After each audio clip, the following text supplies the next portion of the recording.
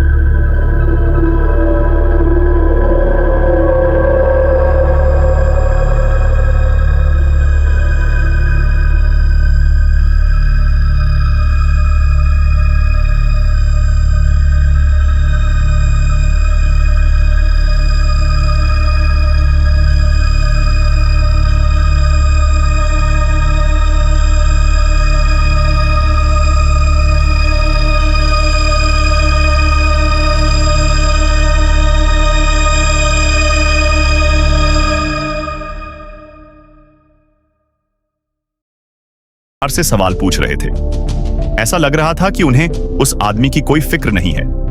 उसकी सारी कोशिशें बेकार गईं, जैसे वह खुद मिट्टी में दबा हुआ हो। उसका फोन सिग्नल चला गया और कॉल अपने आप कट गई। वो हताश था और बस ताबूत में पड़ा रहा। मैंने कमरे में इधर उधर देखा और आखिरकार सिग्नल मिला।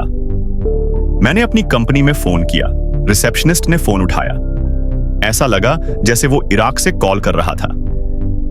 रिसेप्शनिस्ट ने कॉल को एचआर डिपार्टमेंट में ट्रांसफर कर दिया, लेकिन वहां किसी ने जवाब नहीं दिया।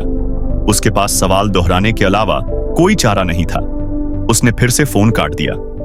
उसने मदद मांगने की बहुत कोशिश की, लेकिन हर बार नाकाम रहा। अब वो पूरी तरह टूट चुका था। वो रोने लगा। फिर अचानक उसे पहली कॉल की बात याद आई। उसने जल्दी से वापस फोन किया, लेकिन उसे उम्मीद नहीं थी कि दूसरी तरफ वही आतंकवादी होगा जिसने उसका अपहरण किया था। आतंकवादी ने बात शुरू की और सीधे $5 मिलियन मांगे। वो छोटा सा ट्रक ड्राइवर 5 मिलियन कहां से लाता? आतंकवादी ने उसे राजदूत से मदद मांगने को कहा। वो आदमी अनिच्छा से मान गया। कुछ झटकों के बाद उसने म्यूजियम का फोन नंबर ढूंढ लिया और दूसरी तरफ बात करनी शुरू की। उसने 5 मिलियन की फिरौती मांगी और कहा, मैं 5 मिलियन की फिरौती मांग रहा हूं। लेकिन सामने वाले ने मना कर दिया। फिर म्यूजियम ने उसे इराक में बंधक बचाने वाली टीम के कमांडर का नंबर दिया और कहा कि मीडिया से बात मत करना, नहीं तो मामला और बिगड़ जाएगा। कमांडर से बात हुई। वह बहुत प्रोफेशनल था। उसने पहले उसे शांत रहने को कहा। अब फोन कॉल हो पा रहा था। इसका मतलब था वह ज्यादा गहराई में दफन नहीं है। उसे ढूंढने का सबसे अच्छा तरीका था उसके मोबाइल का सिग्नल ट्रैक करना। बैटरी बचाने के लिए फोन को साउंड मोड पर रखना जरूरी था। अगर फोन रिंगिंग मोड में होता और ताबूत पर कोई निशान मिलते तो शायद आतंकवादी को आधे रास्ते में पकड़ा जा सकता था। फिर मैंने कॉल किया और उसने बताया कि वह सिर्फ एक ट्रक ड्राइवर है। उसका इराक की लड़ाई से कोई लेना देना नहीं है। वह बस काम करने और ट्रक चलाने आया था। अपहरण करने वाले ने पूछा, तो 9/12 की घटना से तुम्हारा कुछ लेना देना नहीं है, लेकिन अगर अमेरिकन लोग यहां आ गए तो वो अपनी नौकरी खो देगा। उस आदमी ने फट से जवाब दिया, वो आएंगे। उसने बताया कि ये जगह बस काम करने और इराक को फिर से बनाने के लिए है। उसने कहा कि वो एक सीधा साधा आदमी है और अब बस अपने घर जाना चाहता है। अपहरण करने वालों ने उसकी मजबूरी देखी और सोचा कि अब उसे छोड़ देना चाहिए, लेकिन उन्होंने कहा कि उसे 10 लाख रुपए देने होंगे। साथ ही उनकी एक शर्त थी, उसे अपने अपहरण का वीडियो बनाकर भेजना होगा। ताबूत के एक कोने में एक बैग रखा था। उसने बड़ी मेहनत से अपना सिर और पैर हिलाकर वो बैग निकाल लिया। उस बैग में 2 चमकती हुई छड़ियां, खराब टॉर्च, एक चाकू और एक कागज का टुकड़ा था जिस पर अंग्रेजी में कुछ लिखा हुआ था। उस आदमी ने तुरंत किसी से समझौता नहीं किया, बल्कि बचाव टीम को बुलाया। बचाव टीम ने कहा कि वो उसे ढूंढने की पूरी कोशिश कर रहे हैं। साथ ही उन्होंने यह चेतावनी दी कि अपहरण का वीडियो रिकॉर्ड नहीं होना चाहिए, नहीं तो ये एक बड़ी इंटरनेशनल समस्या बन जाएगी। ऐसी हालत में बचाव करना मुश्किल हो सकता है और शायद सफल भी ना हो। उस आदमी को दिलासा देने के लिए उन्होंने कहा कि उन्होंने एक लड़के को बचा लिया है। डॉक्टरों को बहुत अनुभव है और उन पर भरोसा है कि वो उसे भी बचा लेंगे। उन्होंने कहा, शांत रहो, शायद 10 मिनट में सब ठीक हो जाएगा। इन आसान बातों ने उस आदमी को थोड़ी उम्मीद दी। इतने में आतंकवादी का फोन आया। उसने कहा, जल्दी से वीडियो बना ले, नहीं तो तुझे मार दूंगा। आदमी को लगा कि मरने की जगह यहीं होगी, लेकिन उसने बचाव दल पर भरोसा किया और फोन काट दिया। वो बहुत परेशान था। यहां हर मिनट कीमती था। हर सेकंड ऐसा लग रहा था जैसे बहुत लंबा खींच रहा हो। उसे ऑक्सीजन की कमी महसूस हो रही थी और वो खुद को शांत रखने की कोशिश कर रहा था। जैसे जैसे वक्त बीत रहा था, वो और परेशान हो रहा था। अब वो बस शराब और दवाई के सहारे खुद को संभाल रहा था। इसी दौरान उसे अपनी मां की याद आई। उसने अपना फोन निकाला, जिसकी बैटरी कम थी, और अपनी मां को कॉल करने की कोशिश की। वो मां जो नर्सिंग होम में अकेली रहती थी। उस औरत को अल्जाइमर रोग था। उसने अपने बेटे का नाम बहुत पहले ही भूल दिया था, लेकिन मां अब भी उसे प्यार से बधाई देती थी। वो आदमी अब और सहन नहीं कर पा रहा था। आखिर में उसके जीवन या मौत की फिक्र करने वाले बस उसके घर वाले ही थे। वो छोटे बच्चे की तरह रोया, लेकिन आतंकवादियों ने उससे संपर्क नहीं किया। उस आदमी ने कुछ नहीं किया तो आतंकवादियों ने उसे उसी शहर में हुए अपहरण की एक फोटो भेजी। उन्होंने धमकी दी कि अगर उसने उनके कहे अनुसार काम नहीं किया तो वो औरत को गोली मार देंगे। आदमी के पास कोई और रास्ता नहीं था। उसने मान लिया और तुरंत उनकी स्क्रिप्ट के हिसाब से एक वीडियो बनाया और उन्हें भेज दिया। इसके बाद वो थक कर जमीन पर लेट गया।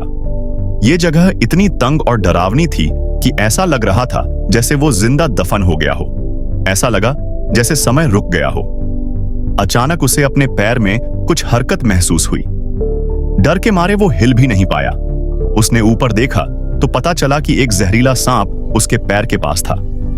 सांप की जीभ से बार बार आवाजें निकल रही थीं। उस आदमी ने शराब फर्श पर फैला दी और लाइटर जला दिया, जिससे वो लगभग मरने वाला था। वो आदमी सांप से इतना डर गया था कि उसे कुछ समझ नहीं आ रहा था। शायद उसके दिमाग में ज्यादा टेंशन की वजह से गलती से फोन नंबर मिल गया। वो किसी तरह पुलिस को बताना चाहता था। उसे फोन में बैटरी की एक लास्ट बार बची थी। इसी बीच जहरीला सांप अंदर आ गया।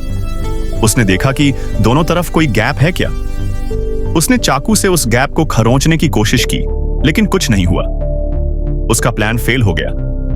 उसी समय आतंकवादियों ने एक और वीडियो भेजा। वीडियो में दिखाया गया कि उन्होंने उनके एक आदमी को गोली मार दी। यह देखकर वो आदमी और ज्यादा परेशान हो गया। उसने सोचा सब कुछ खत्म करने के लिए आत्महत्या कर लें, लेकिन तभी उसके बेटे की आवाज और उसे बचाने वाले डॉक्टर की याद उसके दिमाग में आ गई। उसे प्यार और उम्मीद महसूस हुई। वो फिर से जिंदा रहने का सोचने लगा। उसने ठान लिया कि वो हर हाल में बाहर निकलेगा। उसने फिर से बचाव दल को बुलाया। जब उसे पता चला कि दोनों तरफ से मदद करीब आ रही है तो उसे खुशी हुई कि वह बच गया है। अगर कुछ अजीब नहीं होता तो वो लोग उसे जल्द ही बचा लेते। लेकिन अचानक एक घटना हो गई। जमीन नीचे धंस गई और जो लकड़ी का तख्ता ताबूत को सहारा दे रहा था वह टूट गया। मिट्टी और रेत अंदर गिरने लगी। अभी वह मौत के मुंह से बचा ही था कि फिर से सब कुछ खराब हो गया। इसी बीच उसके ऑफिस वालों ने उसे कॉल किया। उसके मोबाइल की बैटरी वैसे ही खत्म हो रही थी और उन्होंने उसे यह कहकर निकाल दिया कि उसका कॉन्ट्रैक्ट खत्म कर दिया गया है। साथ में एक नकली माफी भी दी। यह माफी इतनी घटिया थी कि सुनकर गुस्सा और रोना दोनों आए। वह मरने की कगार पर था और उधर लोग उसे परेशान करने से बाज नहीं आ रहे थे। जैसे जैसे रेत और मिट्टी अंदर आती गई, उसकी उम्मीद खत्म होती गई। अब ना कोई उम्मीद बची थी, ना कोई संघर्ष। वो बस एक अंधेरे और घुटन भरी मौत का इंतजार कर रहा था। जिन लोगों को उसकी चिंता करनी चाहिए थी, वो अपनी जगह बेफिक्र बैठे थे। असल में दुख ये है कि दिल में कुछ भी न रखते हुए उस आदमी ने अपने फोन की बची हुई बैटरी से एक बहुत दुखी माफीनामा रिकॉर्ड किया। रिकॉर्ड करते वक्त उसने लाइटर के बुझने का इंतजार किया। अपनी मौत के करीब आते हुए उस आदमी ने देखा कि आतंकवादी अभी तक मरे नहीं थे और अमेरिका में उसकी पत्नी और बच्चों को धमकी दे रहे थे। उसका पिछला बयान बेकार हो गया था। अब उसे अपनी उंगली काटकर फिरौती देने की धमकी दी गई थी। अपने परिवार की सुरक्षा के लिए उसने कैमरे को बाएं हाथ से पकड़ा और बहुत दर्द के बावजूद उंगली काट दी। जैसे जैसे वक्त गुजरता गया, वह आदमी धीरे धीरे शांत होने लगा। सच में अब उसके पास सिर्फ मदद मांगने और बचाव का इंतजार करने का ही रास्ता था। ज्यादा समय नहीं, यह शायद ऑक्सीजन की कमी की वजह से हो सकता है। फिर एक बार फोन की घंटी बजी, जैसे जीवन की आवाज। उस आदमी ने फोन उठाया और सुना कि बचाव दल ने एक आतंकवादी को पकड़ लिया है और अब वे बताए गए पते पर पहुंचने वाले हैं। अगर वो 3 मिनट और रुक जाते तो उन्हें यकीनन उसे बचा लिया जाता। इस बीच उस आदमी में फिर से ताकत आ गई। फोन पे कोई रेत की बाल्टी फेंक रहा था। जो आवाज आई वो उसकी जिंदगी की सबसे प्यारी आवाज थी। उसने टूटी लकड़ी को संभालने के लिए अपने हाथों से पकड़ा। बोर्ड पे बैठे बैठे समय काटने की कोशिश करते हुए उसे ताबूत के खुलने की आवाज आई, लेकिन उसकी आंखों में अभी भी अंधेरा था। एक हताश आवाज सुनाई दी। उसने जो खोदा था वो पॉल नहीं बल्कि मार्क था। अगर आपको ये वीडियो पसंद आई हो तो लाइक करें, शेयर करें और चैनल को सब्सक्राइब जरूर करें, क्योंकि हम ऐसे मजेदार वीडियोस लगातार अपलोड करते रहते हैं।